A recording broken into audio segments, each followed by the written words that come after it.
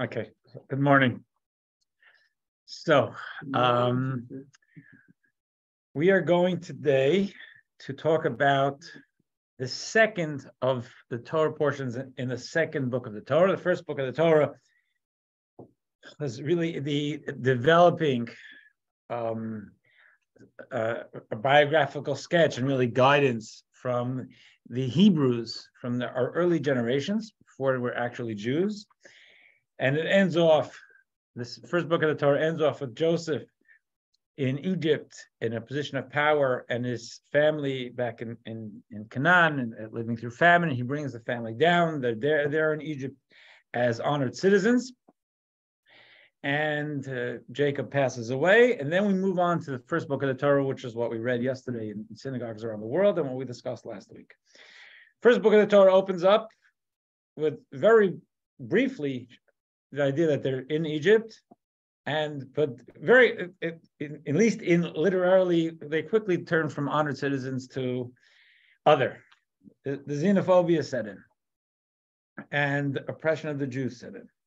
So we have, over the next few Torah portions, this is really what we know as our Passover narrative. It's what we celebrate every year, Passover.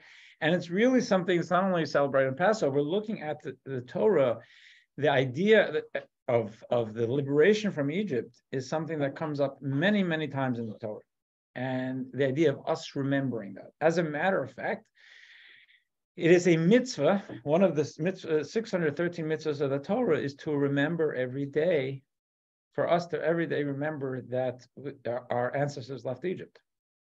And for those familiar with the liturgy, when we say the Shema, which more people tend to be familiar with that, the Shema actually has 3 sections to it.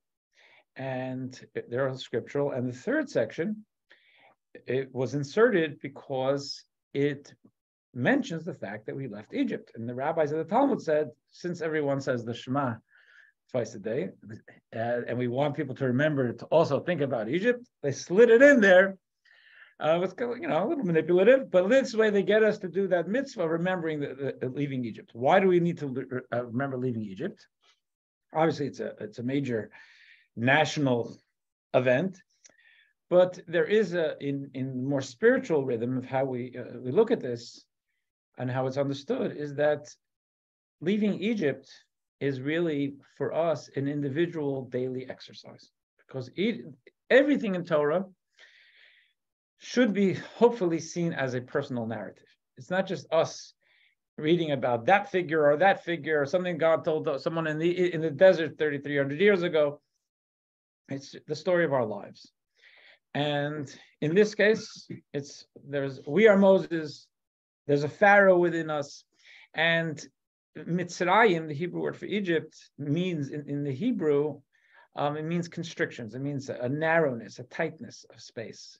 And the way Jewish spirituality has seen this is that all of us have things that keep us down. A status quo could be laziness, it could be fear, it could be social anxiety. Everybody's got their shtick. But one thing we know for sure, everybody's got their Egypt. And if you get past one Egypt, there's another Egypt. Life is full of Egypts. And one of the things of getting up in the morning is to turn to God and turn to ourselves and say, how can I leave my Egypt? Because leaving our Egypt gives us the freedom to actualize more of who we need to be in the world.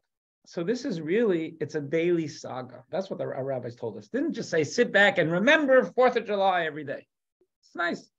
Here's really to experience the idea of personal liberation every day. We do that in a larger sense every Passover, but really this is the story of Egypt is very personal. It should be very current, very contemporary, our own liberty.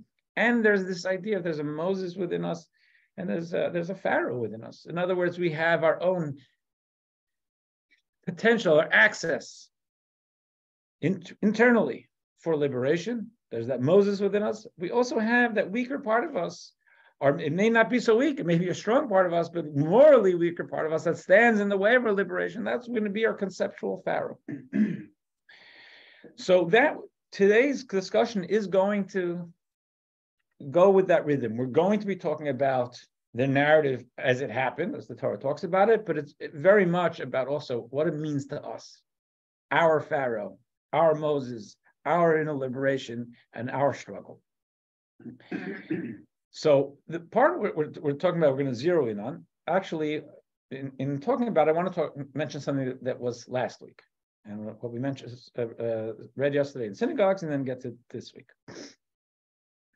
In the introduction to Moses, because we don't get all that much about Moses' life, because the Torah is not a history book. In the Torah portion we read yesterday, in other words, it would have been last week, Moses is a shepherd. He was raised in the palace because he was adopted by Pharaoh. But it wasn't your average Hebrew, but he was a humble person, and he had adopted this life of being a shepherd. God speaks to him from a burning bush and says, I don't want you to be such a simple shepherd. I want you to go, and I'm with you, so you can have the guts and go and confront Pharaoh, the power, the authority of the world, because of the civilization that really controlled everything was the society that controlled all of civilization was Egypt, and Pharaoh was a semi-deity in Egypt, and he has a very strong and effective government and his police state, as it were, and that's described. And now you're going to go to the Hitler of the time and say, let my people go. And Moses says, no, send someone else. He doesn't say no, he just says, send someone else. I can't do this. I'm good with this. Find someone. There's a whole planet. Find someone. And God says, no, I want you. And Moses says, but look at me. I have a stammer. I don't speak well.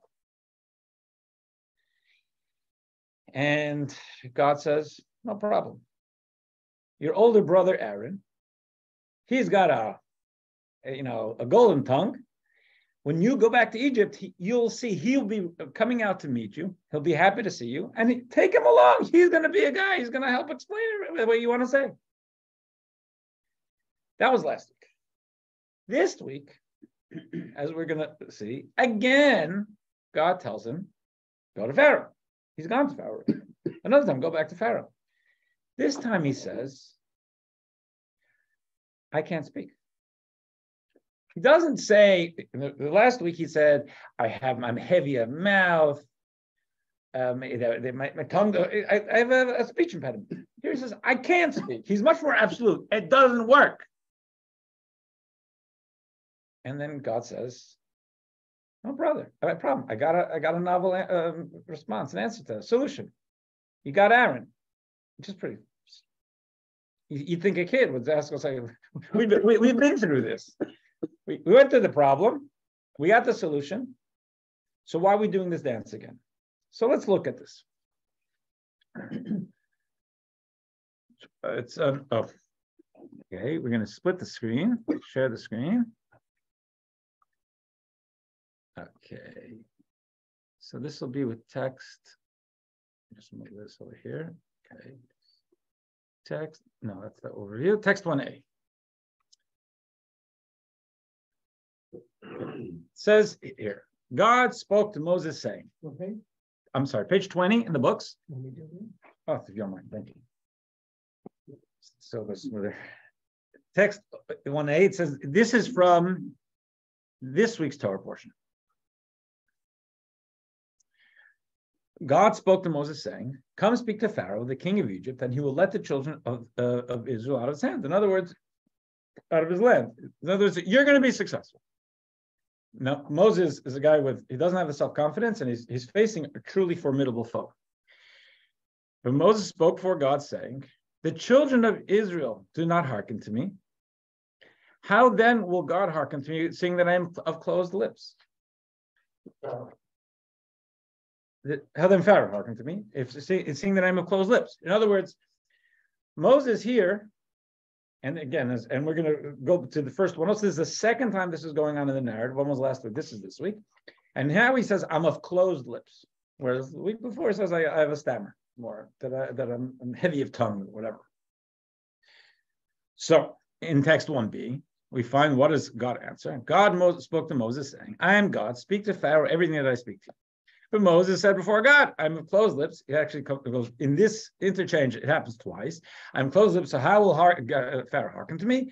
God said to Moses, see, I have made you a lord over Pharaoh, and Aaron your brother will be your speaker. You shall speak all that I command you, and Aaron your brother shall speak to Pharaoh, that he let the children of Israel out of his land. So first of all, it seems to be pretty much a repeat of what was last week. There's something that's a little different.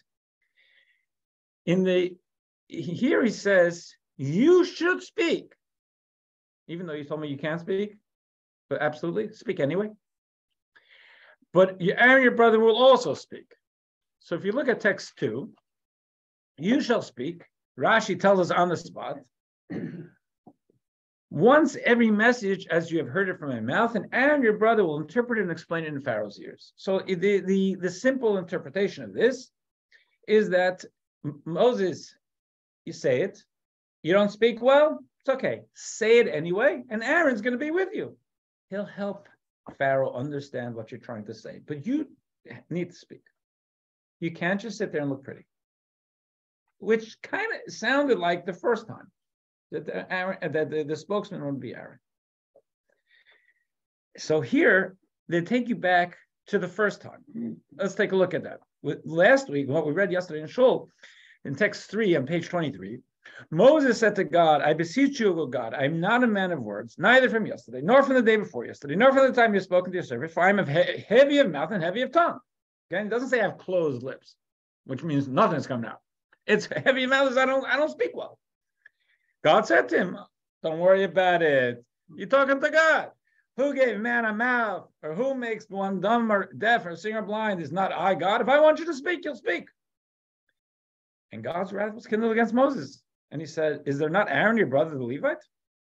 I know that he will surely speak. And behold, he is coming forth towards you. When he sees you, he will rejoice in his heart. He will speak for you to the people, and it will be that he will be your speaker, and you will be his leader. So last time, that was what we read yesterday, it says he's going to be your front man. Now, when Moses is even more insistent that I can't say anything, God says, no, you're going to say. You speak, and Aaron will explain it, but you're not off the hook. I know you don't have self-confidence. I know you think you can't do it in using normal human thinking. I'm with you. And even against such a formidable foe as Pharaoh, you will be successful. So there are questions that we spoke about, which text 4 is, first of all, what's the repetition for, and where does Moses go from having a difficult time to being unable? There is, text 4 is from one of the Kabbalistic greats of Tzvat, text 4 of Moshe Alshich.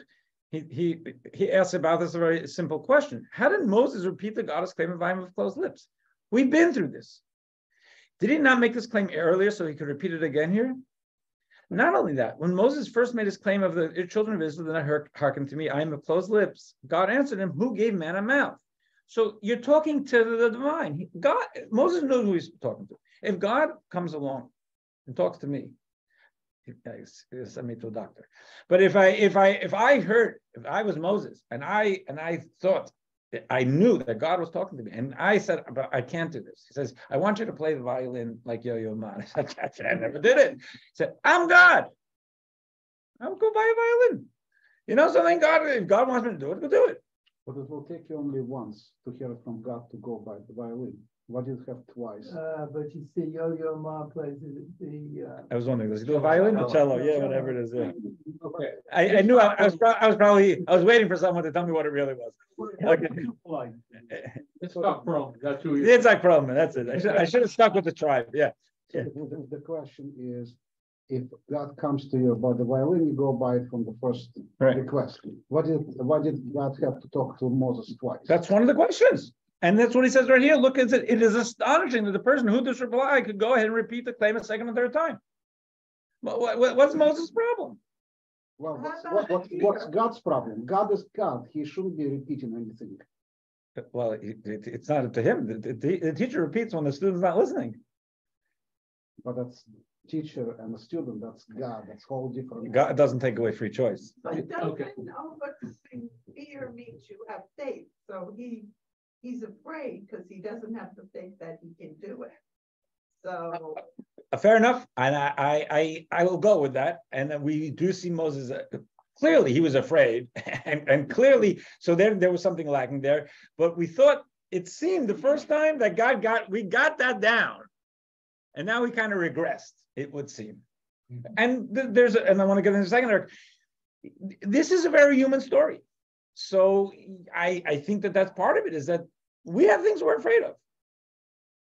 Fear is part of life, and there are things that look fearsome to us. But the opposite of fear is faith. So very good. Faith helps us with fear, and we're going to work on that now. Yes. The one thing we're not hearing Yes. is I don't see any mention of the death sentence that he's got from Pharaoh for killing one of his overseers. That was in the Torah. I don't think it was so. Oh, you mean that he's saying that there's still an outstanding death warrant? Pharaoh, because yeah, okay, I hear you. I think that was all rolled into this. I think even if there wasn't a death warrant, the idea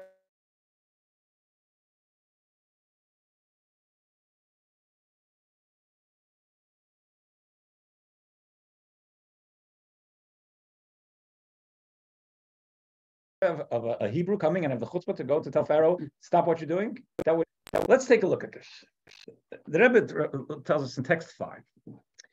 Rashi, the primary commentary in the Torah, translates the first time this happened. Remember, he said, I'm heavy of mouth and heavy of tongue. What did he say? As I speak with difficulty. In other words, Moses was able to talk, to speak, but it came with difficulty. By contrast, closed lips is complete obstruction of speech. So the Rebbe was making the distinction that I made before. I mean, I made it because he made it. This is what Moses added in this claim here. Before Moses assumed that he was just heavy of mouth and tongue, at least he could speak, albeit with difficulty.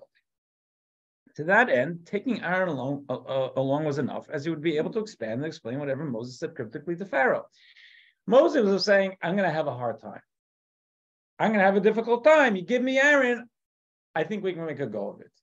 At this point, because this is not his first time going to Pharaoh, he says, I'm not getting anywhere. I can't, nothing, I'm making no impact. He's not understanding a word I'm saying. What am I doing here? But now Moses realized he's of closed lips. Namely, that speech was completely impossible, as if he were stuffed up. As such, his mission to Pharaoh made no sense at all. So let's Aaron go his own. What do you want from me? This is not working. Because Moses had a new awareness of his own deficiency, which made him feel even less able, less equipped to deal with this. And here we find God tells him, I am God. What does it mean, I am God? In text 6, I have the power to send you and also to fulfill the words of my mission. Faith, the idea of faith is understand, I'm God. I'm going to give you the ability, trust me. And in text 7, you say it means you shall not add anything of your own. Rather, you shall say my words exactly as I delivered them to you, and you will certainly receive aid from on high. So here's an interesting, I'll just stop the share to talk for a little bit of this. There's an interesting twist to this. God says, just make sure to do exactly what I say. Put yourself to the side. If someone tells me, actually, getting this thing running, I had instructions several times, but I heard it from David one way, I translated it to another way, it didn't work. Then David gave me exact instructions. I did exactly what I said, and now we have this working. This was a computer for dummies. I got this up today. I'm very proud of myself. God is telling Moses, I have the power to do this, but I need you to be surrendered to me. Do exactly what I said. Now, an interesting aside of this is that we are told that God spoke to Moses in Hebrew. So the words that God told Moses were in Hebrew. Pharaoh is Egyptian. Moses spoke Egyptian. He was raised in Egypt. So you think he spoke to Pharaoh in Egyptian. It's the only way he's going to understand. Forget about the speech impediment. You got to use the right language. We have a tradition that Pharaoh was actually fluent in all the languages of the world except for Hebrew. And we find that earlier, not this Pharaoh necessarily, but with Joseph in text 8.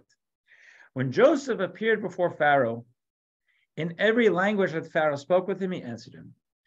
It seems like one of Pharaoh's ways of showing his mastery was to be able to show his fluency in different languages. Joseph shared that fluency. So he matched him 1 for 1. Joseph then spoke in the sacred tongue, Hebrew, and Pharaoh didn't know what he was saying. Pharaoh said to him, teach me that language. He taught him, but he could not learn it. Pharaoh couldn't pick it up. And then Pharaoh said to him, take an oath for my benefit that you will not reveal that I do not know this language. He took an oath for his benefit. So this is what the Talmud tells us, that Joseph and Pharaoh had this little secret between them, because Pharaoh was presenting himself as a demigod to the population. One of the things was, whatever language anybody spoke, Pharaoh, this amazing man, was able to speak. And now Joseph had shown him a language he didn't know, and he couldn't pick it up. So he made Joseph swear that don't give away my secret, because then I'm going to look, less than godly to the people. Why is that brought here? To point out that Pharaoh didn't know Hebrew.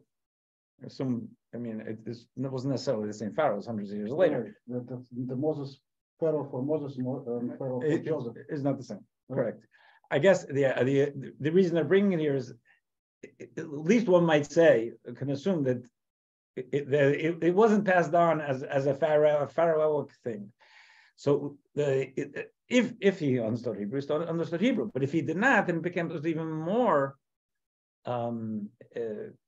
curious. Use the exact. God tells him, use the exact words I used. I'm using you. What good would it do for him to speak in Hebrew to Pharaoh? He can't speak. Even if he speaks Egyptian, it's not being understood. Now you want to use Hebrew. So, one of the things here, okay, thanks. Let's now, is this, I don't know, I don't think we're sharing. We are sharing? Okay, great. So, what we're going to deal with now is the idea of Pharaoh. And the Pharaoh who Moses had to confront, who enslaved the Jews, but also the idea of a Pharaoh in our lives. And the fear that goes with it, as often, and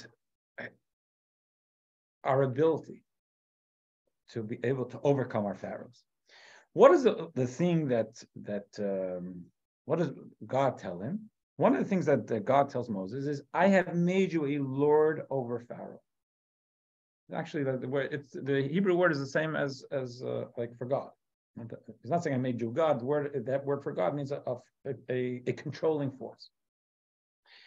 So he tells Moses, I need you to stop thinking this way. I need you to reframe things.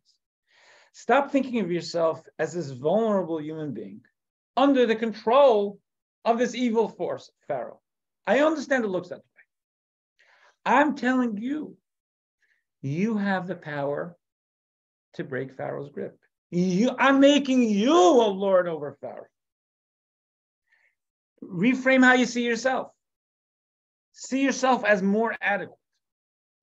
And what is a lord over Pharaoh? Rashi tells us, a judge, a chastiser, to chastise him with plagues and torments.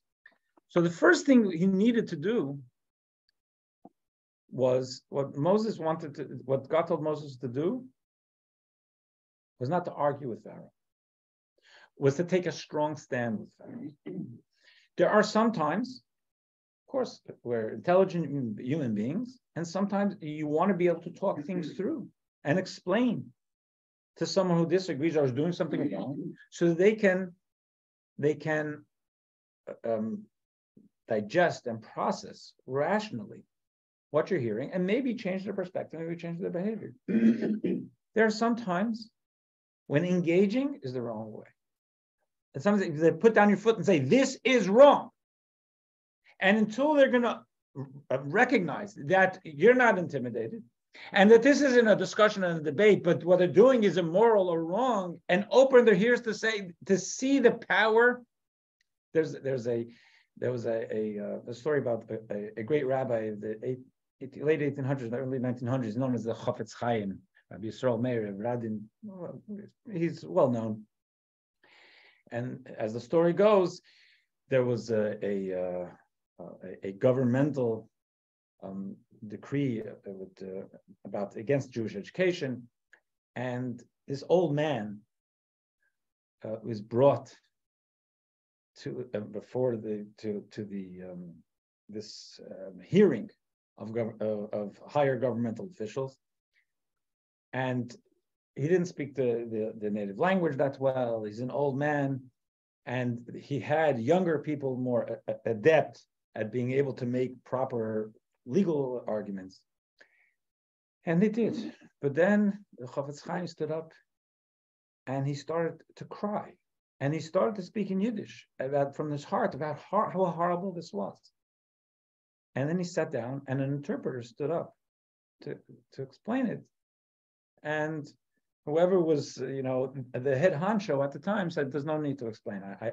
I got what he was saying. We'll ease off this. You'll get what you're asking for. Because he saw the force. He didn't understand the words, but there's the passion of saying and seeing in this man, how can you do this to us?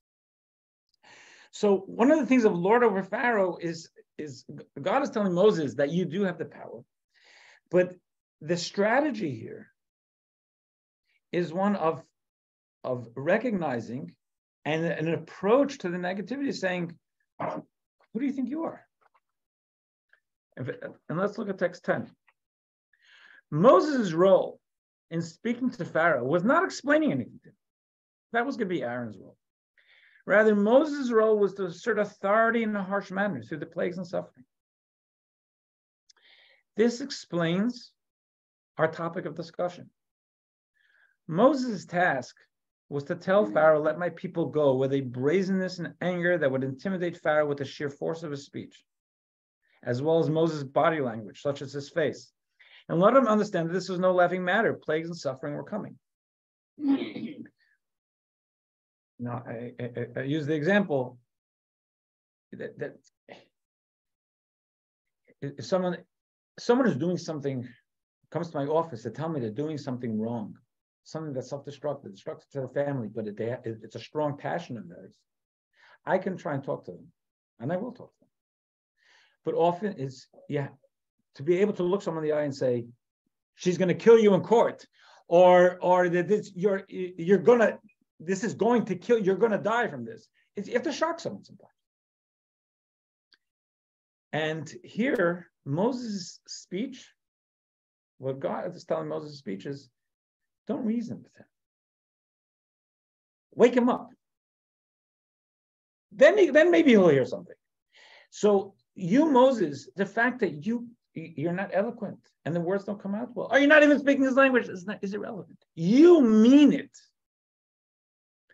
And be passionate here for what you stand for, and be passionate in recognizing in the force of the messages, what you're doing is wrong. There's no relativistic thinking. What you're doing is wrong. So now I want to take a look at take things a little closer to home. So Moses had to tell Pharaoh to come with a strong position to Pharaoh and say, there were two ingredients here, two important ingredients. One was he had to show a very strong face to Pharaoh. The other one was he had to be surrendered to God. So they're very careful to say exactly what I tell you. Now,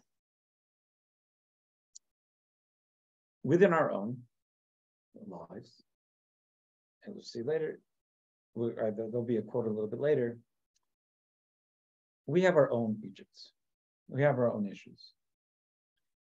So I can look at myself, or if anybody can look at their own situation and say, I have this particular passion, I have this particular weakness, it's temper, it's whatever, this is the way I was brought up, whatever, we all have something we're with. And say, this is intimidating. This is something I'm going to have to live with, but I can't really conquer this. What Jewish thinking tells us is that we are all born somewhat with really different tracks of personality. We're all born naturally with a self-serving ego. Little kids are self-serving. You're not going to get little kids to be altruistic so fast. It comes with maturity. The instinct is self. Then, so this self-serving instinct is not evil, right? If I want a yogurt, there's nothing evil about that. The problem is the self-serving instinct often gets us into trouble. The self-indulgence. So what the Torah and Jewish spirituality wants me to know every day is that there's a me within in my soul that is not controlled by my weaker self. That's not controlled by my self-serving ego. There's a part of me that's godly and is therefore more visionary, more altruistic, more other-centered. The thing is that my normal operating system, if like everybody, is I'm hungry. What do I want? So we see that as really two, that we are like the traffic controller in our inner world between our default position, which is me, and our higher self, which is more of a we thinking. And when I look at myself, I say, you know something, let's say I just have this urge for chocolate, just to do something very benign. And my doctor says it's not good for me. Or French fries, and it's not good for my cholesterol. So I say, it's uncontrollable. I can tell my wife, listen, I can't help it. Truth is, of course I can help it. And if the doctor scares me, like you scare a pharaoh, I'll listen. Until then, it's okay. I'll live and I need the French fries. Or I look at myself and I'll say, there's a part of me that feels like it needs the French fries. That's a weaker part of me. And I say to myself, it's a French fry. It's a French fry. Why does it have such a power over me? It's a piece of potato. And I have life. And life is so much more valuable than a piece of potato. It's a reframing. And the way we talk, if you speak to, as I do, you speak to someone who, God forbid, goes through a cardiac event, all of a sudden they're open to the French fries that are not good for them anymore. They got the message, unfortunately. But we don't need to have that. Our minds could say, this isn't the right thing. And they feel like, I really can't resist. What do I mean I can't resist? Of course I can resist. I don't want to resist because it takes too much effort. So seeing our internal world as, yes, I have strong appetites. I have strong passions. I have strong tendencies. This is something that way I grew up with, whatever. And yes, inertia is crushing. And we all have things that we can explain away, but they're not good for us. And we can explain how this is really so daunting. Oh, that one I can't deal with. We have pharaohs. And they're so intimidating. Look at text 11. The way Rashi in the Talmud explains what Egypt was like. We were slaves. But the political situation in Egypt, as Rashi tells us, historically, Hebrews, no Hebrews, until the Exodus, no slave had been able to escape from Egypt because the border of the land was locked. The Jews fled 600,000 strong. You couldn't get a single person was able to leave that. They had a border wall. They had border guards. You could not get out. Their whatever system they used, in that civilization, it was known, once you're in, you can check in, you can't check out. One big Hotel California. And this is, so it was intimidating. Moses is going to go tell Pharaoh, let the Jews go. It was so bizarre. But that, the Torah is giving us something for us to recognize our own Pharaoh. There are things within ourselves and say, I am good, because we all are good. And we're doing so good, so many things good. But there's that part of us, that's my Pharaoh. I can't get out. That one I can't do. Torah says, give yourself more credit. It's possible. So let's take a look at this in text 12. And here they threw in a piece here with some Kabbalistic, that's going to need some Kabbalistic explanation. It would have been, probably would have been over 15 minutes quicker, but I'm going to go into this text 12. I've made you a lord over Pharaoh. That's one of the things we said God told Moses. This verse is explained in light of what is stated in another verse. This is a verse in Job, which talks about crushing the wicked, defeating the wicked. And what does Job say? Do you have an arm like God? Bedeck yourself now with pride and excellence and crush the wicked in their place. It seems that Job seems to say it's only God who can crush the wicked. Do you have an arm like God that can crush the wicked? This first verse implies that God-like strength is needed, and no human can do it, even a tzaddik, a righteous person like Jacob, who subdued himself before Esau. Jacob and Esau were twins, right? Twin children of Rebekah and Yitzchak. Jacob was the righteous one. Esau was the not righteous one. And therefore, and Esau was intimidating. And Jacob, he was prepared for confrontation, but he as we say, he subdued himself before Esau. He kind of, he groveled a little bit and he bowed and gave him presents, and finally it all worked out. But Jacob didn't have such confidence in himself, even though he was the great Jacob. So from that level, you say there's something that it seems on the face of it, there's some things where it's up to God. There are struggles we have. There are pharaohs in the world that we can't conquer. What is behind this? And I'm going to read it through, and then it's more Kabbalistic, but I'll explain it. I'll try to explain it. Tzaddikim, the righteous, are from a world Kabbalah calls tikkun, order, whereas the evil are from a world of tohu, chaos. This world of tohu is greater than tikkun and is animated by God's level of extreme kindness. As such, a tzaddik is unable to subdue the rasha. A righteous is unable to subdue the wicked. This is why the verse states, do you have an arm like God? For only God is capable of doing so, to topple them while they're still peaking at their greatest strength. So before I go further, let me just explain this a little bit. In Kabbalistic thinking, we talk about creation of the world. So you have God, the infinite, is the only existence. It's before there's space, but whatever it is, a square inch of space is filled with the divine.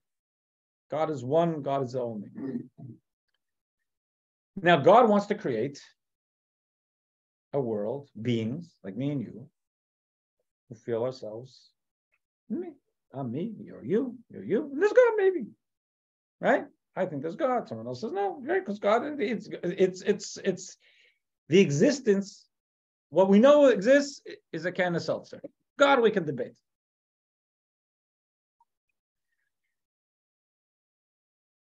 God wants to bring self, ego, the idea of feeling self-assertion into the world.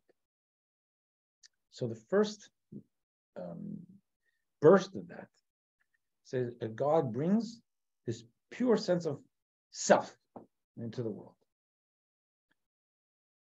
And that we're told in Kabbalistic terms, so that brings instability. It's just all self.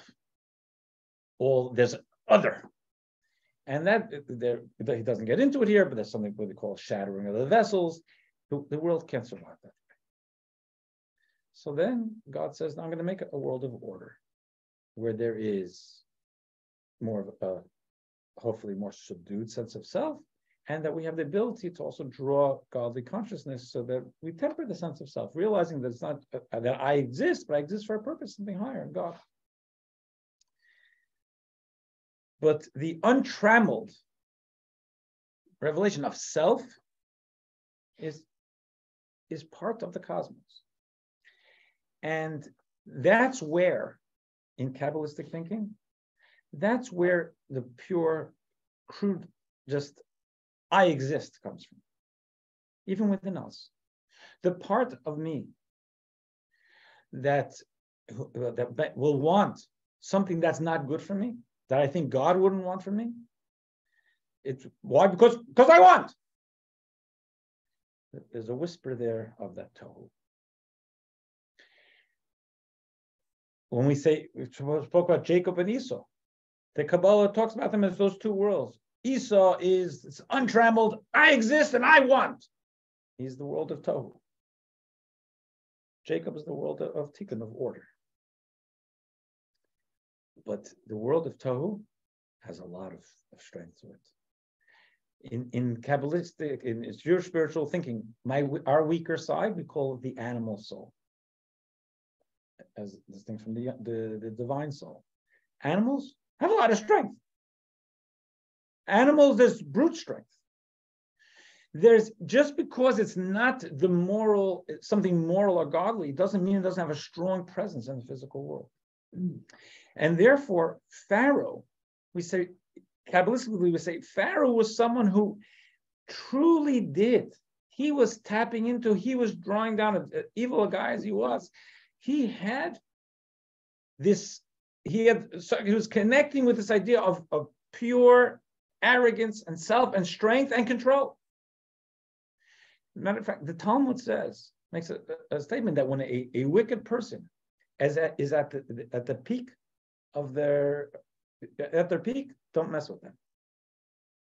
Why? Because you see, something's going right for them. They're evil, but God runs the world. They're tapping into something that is going to be difficult to deal with. So who can? What do we need if we do have to deal with it? If it's my inner Pharaoh, or here where God says, I'm not here, even though Pharaoh seems to be at his peak, I want you to go anyway. But you're not going to be working on your own steam. I'm going to be doing it. You say, you have the arm of God. Yeah, you will be. I'm going to be working through you. And if you look at the top of 31, this then is what God told Moses, I've made you a lord over Pharaoh, namely that God gave Moses godlike strength over Pharaoh. Despite the fact that Pharaoh was still feeding from Tohu, in other words, he was still drawing strength, not consciously, drawing strength from this higher sense of arrogance and the power of self in the world. Moses, who stems from Tikkun, from a much more orderly and therefore more demure existence, would still be able to rule over him with all capable godlike power. So so here he has God's power. How is that going to be? How is he going to bring God's power? Text 13, you see what the Rebbe writes. The fact that Moses was heavy of mouth and heavy of tongue stemmed from his tremendous subservience to godliness. Because he was completely insignificant before God, he was unable to be effusive. The Rebbe is putting a spiritual twist on this. When you say Moses had a speech impediment, it could be from birth or whatever it is. People have speech impediments, and Moses is one of them. God is saying The Torah is saying that when Moses was doing God's work, he was so overwhelmed by the enormity of it that he couldn't enthusiasm, and it takes sense of self. He was overwhelmed by the fact that he's working for God. And so therefore, that's why I said I can't speak. I'm so intimidated by that. I am God's agent. It follows that the fact that Moses was of closed lips demonstrates an even greater level of subservience. If heavy of mouth and heavy of tongue showed that was one level of subservience, the idea that I can't speak at all, that demonstrates an even greater level of subservience, a level of complete lack of self that made it impossible for him to even talk. But it is specifically this intense degree of lack of self that was the preparatory step to the next stage. I have made you a lord over Pharaoh. If any of you know anyone who's gone through Alcoholics Anonymous or any of those, surrendering to a higher power is step number one. What's surrendering to a higher power? Surrendering to a higher power is actually, it's what allows for empowerment. It's recognizing that this is beyond me. I don't feel the tools to deal with this demon. And as long as I see it as there's my demon, and it's going to take me and my strength and my finesse and my sense of character to conquer it, I can't do it. So we surrender. You tell people, atheists are not sitting around, and the hundreds of thousands or millions of people who've been helped by it. They say, no, don't get caught up in yourself. A higher power, whether it's God, or sometimes someone else will help them. But God-like, I guess in this way, godly. Saying it's not only about you. Surrender. Forget about your self-consciousness. Forget about your sense of your own inadequacy. Think about the job. And the job is to get past this. You know, I would imagine a baseball player who's standing at a major league baseball player who's standing at the plate and has a 95 mile an hour fastball coming at him is not thinking about how he looks to people in the stands or, you know, who's watching him from home. It's flow. You have to get into it. You have to be totally and lose yourself and get into the moment. Because more you're self-conscious about yourself, then you think about the self-actualization. True self-actualization comes from, in a way, from self-negation, getting past the self-consciousness. So here, this intense degree of lack of self that was the preparatory step to the next stage of I've made you a lord over Pharaoh. A credit to Moses' intense lack of self to the degree that he wasn't conscious of himself whatsoever. He was able to be a conduit of God's word in a manner that was necessary to crush Pharaoh. So how does that relate to us? If I indeed, and I didn't, I'm just talking an example. But let's say if my desire for French fries or chocolate was indeed a demon of mine, and now there's chocolate there, and I just feel like I can't resist, because maybe in and of myself I can't resist. Maybe I'm not developed in that way. So 1 second, that is an enemy. That chocolate. My doctor told me this is very bad for me. And therefore, it's not about me. And to surrender to who I need to be.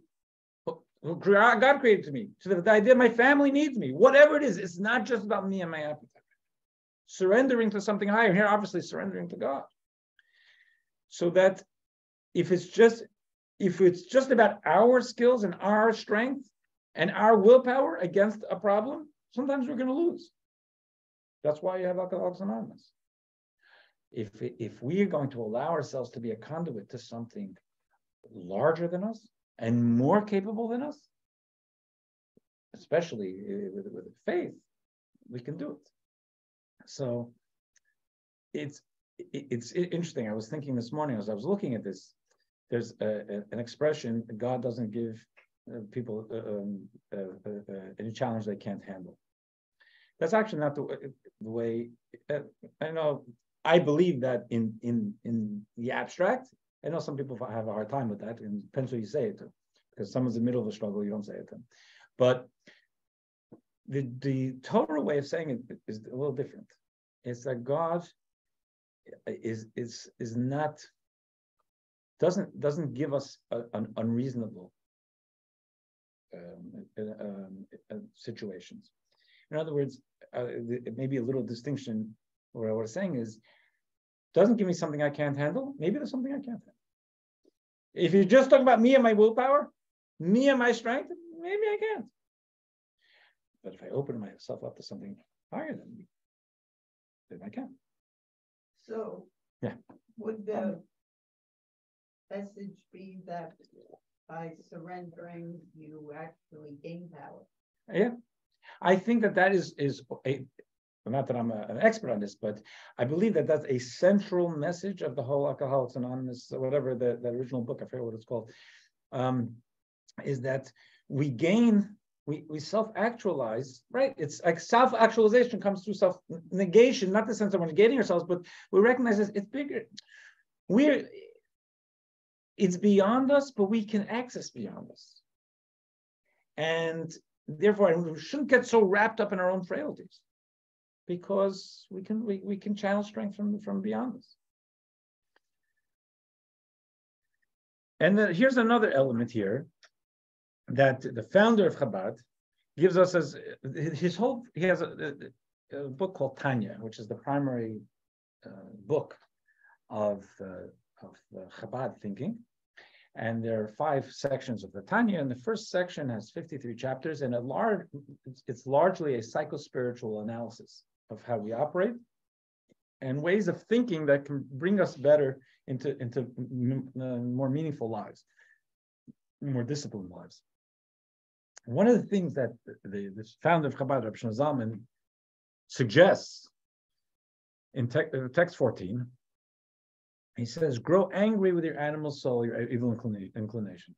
It doesn't mean angry is a big word, but the point is to say, so what makes you think you have, it's self-talk. What makes you think you have such power? Thunder against it indignantly in your mind. How long will you hide God's infinite light from me, denying the self-evident truth? Why are you driving me crazy? You talk to yourself, the voice that says, no, I really need that French fry. Stop it. It's just a French fry. This will help your godly soul see the truth of God's endless unity with the clarity of sensory vision, and not just by the power of deduction and logic. For the Jewish people are believers, children of believers. You want to see it as a problem. And what comes to my mind right now as I'm speaking is, I remember when I had to, 30 years ago, I had an eye issue, and for several years I had to take MRIs every 6 months. And I had never been in an MRI. Thank God, pretty healthy guy. I didn't go to doctors much. And the doctor asked me if I'm claustrophobic, and I said no. And then when I was in, and they gave me a panic button, and I was in there for 40 minutes or so, and all of a sudden I realized, oh my gosh, I am I've thought of myself as claustrophobic, and I'm like, I'm having this like panic inside of me and thinking, this is crazy. I'm in Chatham. I'm not in danger. What's wrong? And like I'm talking to myself, just calm down. But it didn't help. I mean, I'm like talking to myself, what's wrong? You know, where did you come from? Where is this coming from? And you know, my ego didn't let me use the panic button, because I was 26 years old. This is crazy. You know, whatever. I was probably younger than that, actually. But I came out sweating. And the next time I went in with things to think about, put my head, you know, but I was prepared. I don't think it's not totally on point, but I recognized I had this weakness, but I knew I could beat it. but I had to be able to keep my mind in the proper place. So I had things to think about, and actually to review by heart. And when I finished the first one, I had my eyes closed and I look up, I see where I am, and I felt the panic starting to rise. And I went to my second one, and I came out not sweating, but feeling like I conquered something in myself. It's all me, but there's a weaker part of me and there's a stronger part of me. And here, part of it was saying, I'm not going to say, okay, so this is it. I'm claustrophobic. I can't use that.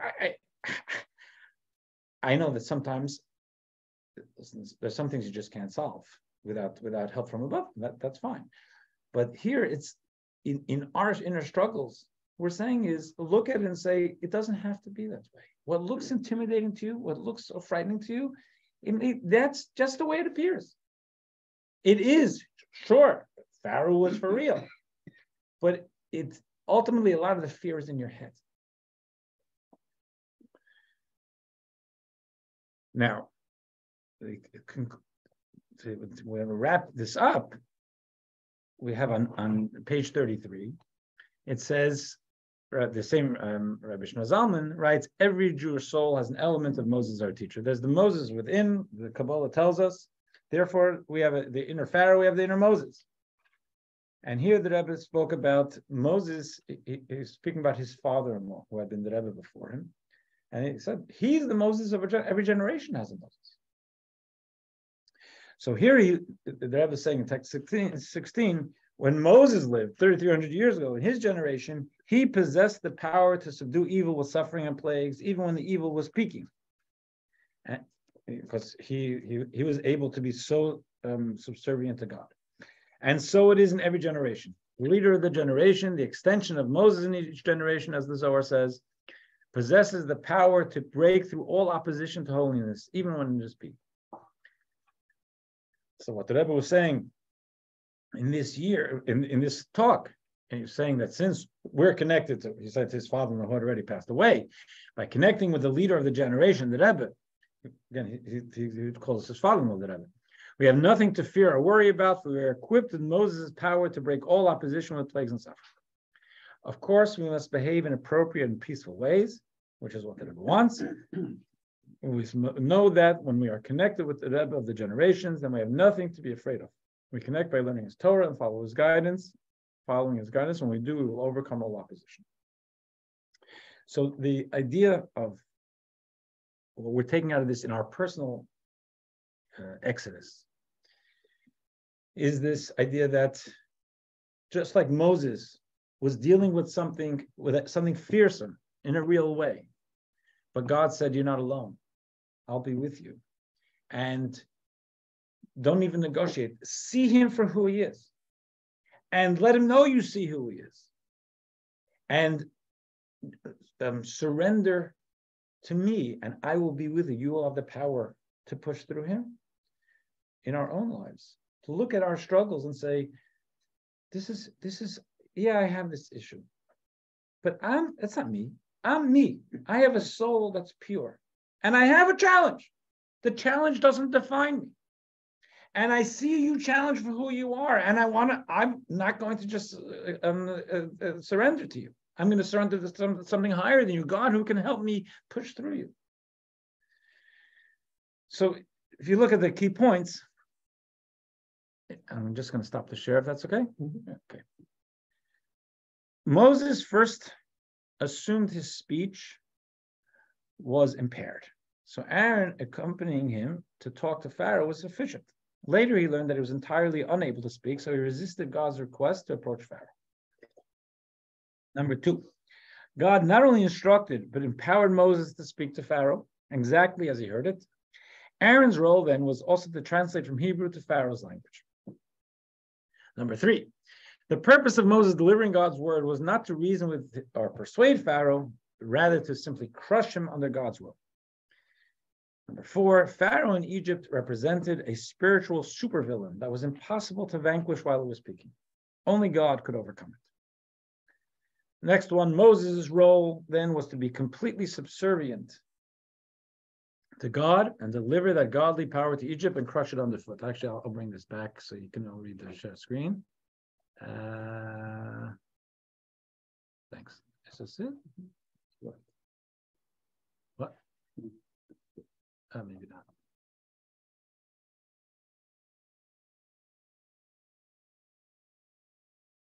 Try this one more time. If not, we'll just go. This one. Okay. Yeah. Okay. Number 5, Moses' role then was to be completely subservient to God and deliver that godly power to Egypt and crush it underfoot. Number 6, we can summon our own inner Moses to crush internal opposition to godly things. Number 7, our internal resistance to the right thing is not who we really are. They're rather a foreign voice gaslighting us into doubting our own truth. And finally, number 8, by being connected to the Moses of our generation, the Rebbe, we pluck into extra strength to overcome Pharaoh. So if there are any questions, we can talk about that. In the past you mentioned...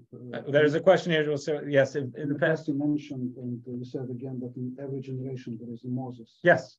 But it never ends up to be Moses. Well, it's Moses, in other words, a leader of a generation. But not the final Moses. No. Well, eventually. But any of the Moseses of every generation could become a final Correct. Moses. Correct. So, yes. So then is there a Pharaoh? That's a good. Actually, before we go, I just want to, because in case people sign off, I just want to say that we have just an advertisement, just station identification, and then we're going to go back to another question. Commercial. JLI is beginning this coming Tuesday evening, Thursday morning. It's called, this new one looks very interesting. It's called Book Smart, and it goes through. It gives a literacy of Torah literature.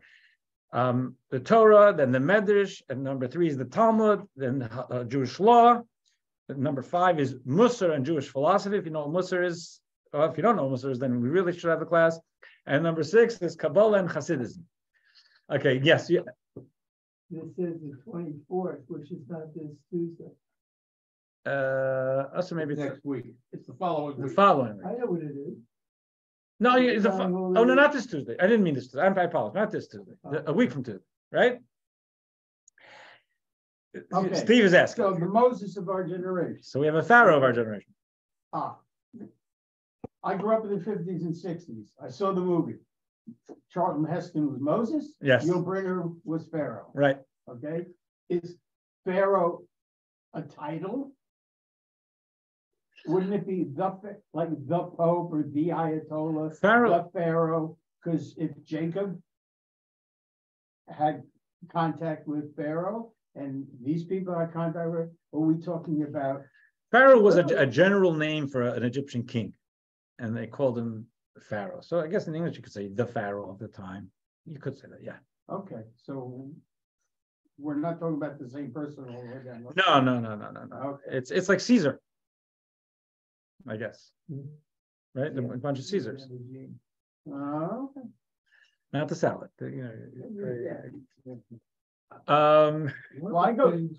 Yes. One of the things that is said repeatedly in today's selection. Yes. Is Hebrew. Yeah. Now, my understanding is the language of that region was Aramaic. I've heard that, and I think that may be, and I think Gennady would chime in on that because he's definitely spoken to me about that in different times. With the conventional scientific position may very well be that. Our historic position is not that. No, there was a Hebrew was at the time, but my argument was Rabbi was always that there was no writing. There was a spoken language. The writing didn't show up until probably 400 or 500 years after. Mm-hmm. But Rabbi argues with me that's not the case. The writing was there. I don't. If the writing was there, the Torah would be codified at the Sinai, but it wasn't codified. It was mouth to mouth. But no, it was written down 40 years later. It was written down in the desert. Which language? No, and actually, no. The Torah says it was written down at Sinai up until Sinai. Written. Not it couldn't be Hebrew.